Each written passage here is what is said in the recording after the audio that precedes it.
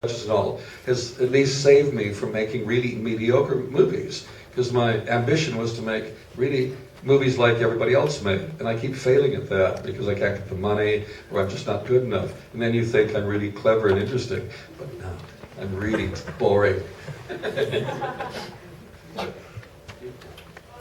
like to work with Heath Ledger, and how did you manage to adapt the script to Parnassus when he died?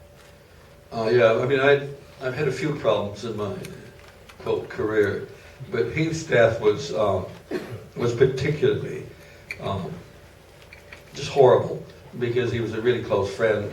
He was an extraordinary actor. I mean, there's a side of me that knows he was, without a doubt, the best actor of his generation, and he was just getting better and better, and to lose that is just horrible.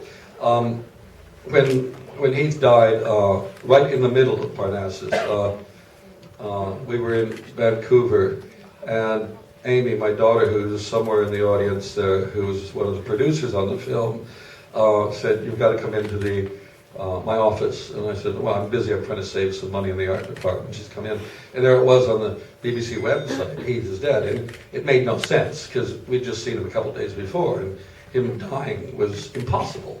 But he was dead, and so it just completely killed us. I mean, and I just said, "It's over. The film is finished. We're going home." And then people like Amy and Nicola Pecorini, my cinematographer, they just kept beating me up and said, "No, you've got to solve the problem. We're going to make this film. We're going to finish this film for Heath." And it took, I don't know, how long did it take? A couple of weeks before I started thinking again? 3 weeks, okay. Good. And then the idea, because it was suggested, "Oh, let's get another actor to replace Heath." And I said, "No, we're not going to do that. Number one, you couldn't get an actor that good who would be available because we had to keep working." And then it just struck me that, well, the character goes through the mirror 3 times. Let's get 3 friends. And again, Amy forced me to call Johnny Depp. And Johnny, because what was happening at that point, all the money, the bankers and everybody were leaving. They were going home, because you can't finish a film when the star is dead in the middle of it like that. And Johnny said, "Whatever you want, I'll be there." And that, when the money people heard that, ooh, they started their retreat. They slowed down. "Oh, really?" And then we just started looking for other friends of Heath's. And Colin and Jude were friends, because I wanted to keep it in the family. It had to be people who knew him and were doing it for the right reasons. And Colin and Jude said yes, and Johnny, we finally got Johnny on board. It's one thing for Johnny to say yes, it's another thing to organize his schedule.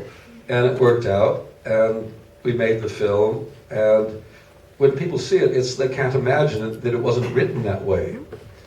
But I didn't change the script at all. It's exactly the same. And what is so disturbing is when Johnny is talking, and you're seeing the little boats go past with Princess Di and James Dean, about living, dying young, never growing old. These were all words that were in the original script.